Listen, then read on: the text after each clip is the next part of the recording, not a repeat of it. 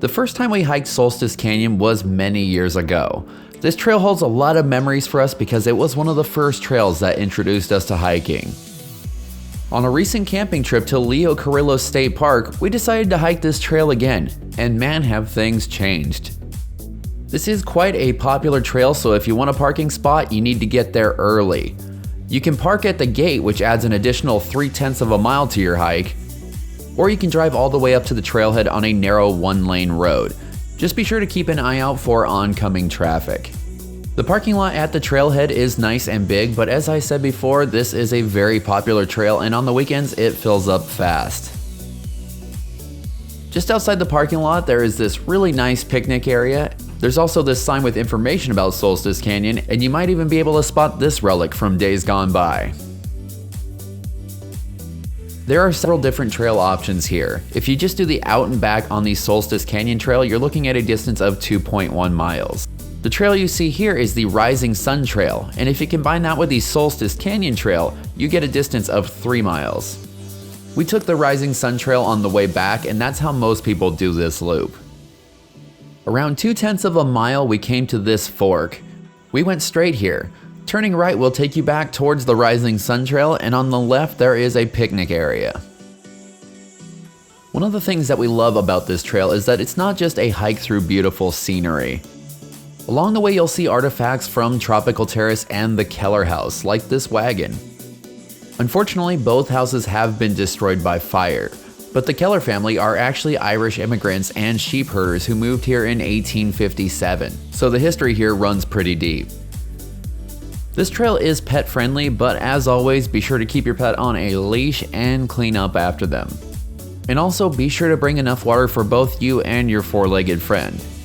We were pretty surprised when we went. We shot this video in October and it was still 89 degrees on the trail.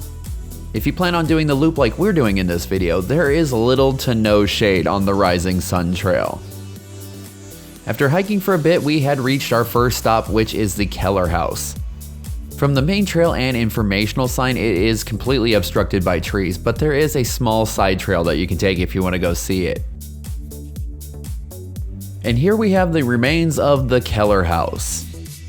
The last time we visited this trail, it was not completely fenced off and you could go inside the house.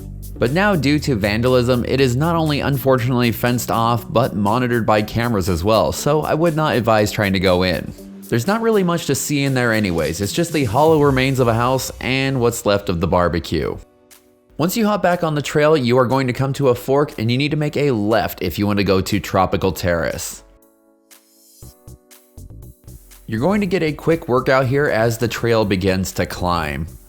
It's nothing too steep, but over the next 4/10 of a mile, you're going to be gaining about 141 feet of elevation. There is a short downhill to help you catch your breath in the middle, but after that, it's right back to climbing. If you're doing this hike on a warmer day, just know that large portions of this climb are completely exposed, so it's going to get a little bit toasty. As we trudged our way up the hill, we could see a sign starting to appear on the horizon. This is the end of the climb. And it's also where you'll find yourself at another fork. You want to make a right here, and pretty soon you should see the sign for the Tropical Terrace. As the sign says, Robert's house was built in the 1950s, and it's a real shame that it burned down because the pictures that we've seen of it looked really cool. Much like the Keller house, Tropical Terrace is monitored by video surveillance, and that's a good thing.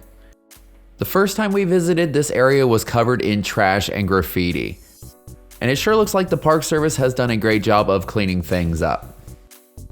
You can still see some of the water features here that were incorporated into the design of the house. Not only were they nice to look at, but they also served as a fire prevention system as well. Unfortunately, after Robert's passing, the house sat abandoned and neglected, and it succumbed to the Dayton Canyon fire in 1982. Mr. Roberts was a very successful guy, and he grew his fortune by owning a very successful chain of grocery stores called Roberts Public Market. As soon as he retired, he sold off all of those shops so that he could have the money to build his dream home on 1,000 acres of land that he acquired in the hills of Malibu. He wanted his house to blend in seamlessly with nature, so he used materials like wood, brick, and stone to echo the natural elements of Solstice Canyon.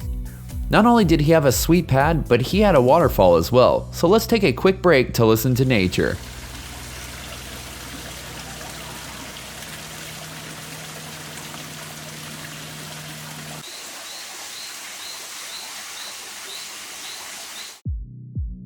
This little waterfall is located on the back side of the house.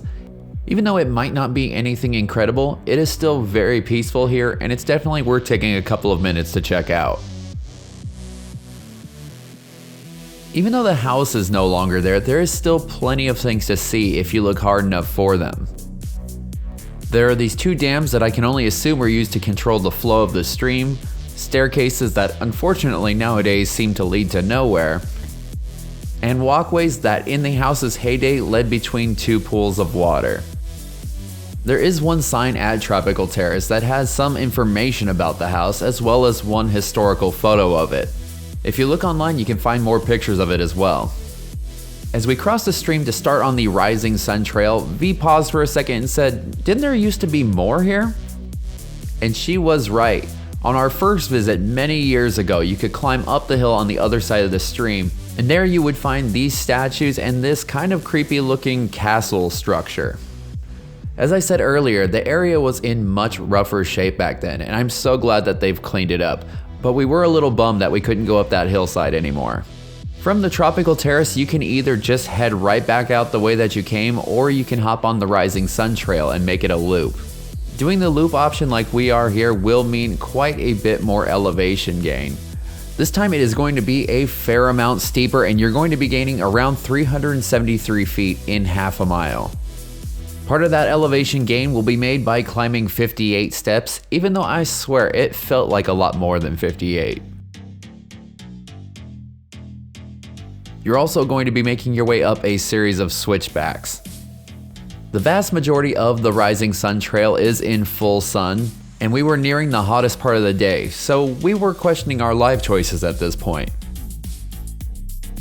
Thankfully, a short ways after the switchbacks, things will start to level out. You have one more very short climb, but it's pretty much nothing compared to what you've been through. And one more thing to look forward to is the ocean view. That is definitely something that's nice about taking this way back rather than just heading back on the Solstice Canyon Trail. One thing you need to keep in mind if you're planning on taking this way back is that you're going to want to wear some shoes with a good amount of traction. Some of the up and down hills can be pretty slippery here, especially the downhills towards the end. We were both wearing our running shoes and they seemed to do the job. After the last short uphill, it's going to be downhill and smooth sailing pretty much all the way back to the car. At certain points in the trail, you should be able to see Tropical Terrace as well as the Solstice Canyon Trail in the valley below.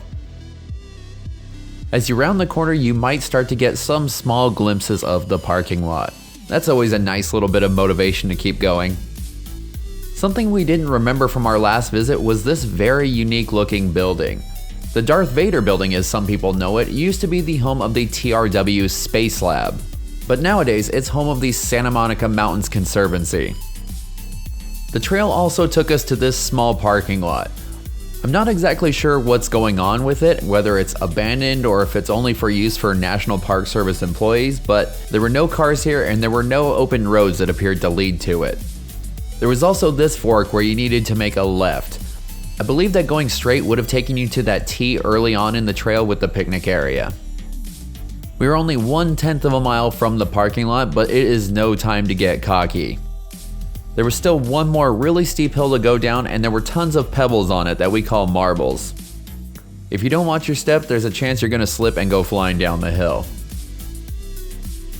After you pass the broken windmill, you are just a couple of stairs from being back to the car. As hot as it was this day, we could not wait to get back into the air conditioning. Overall, this trail is really great. It's just challenging enough to be fun, yet it's not too hard for people who are just getting started in hiking. If you enjoyed this video, be sure to give it a thumbs up and subscribe if you haven't already. We have a lot of awesome adventures coming up and we can't wait to share them with you.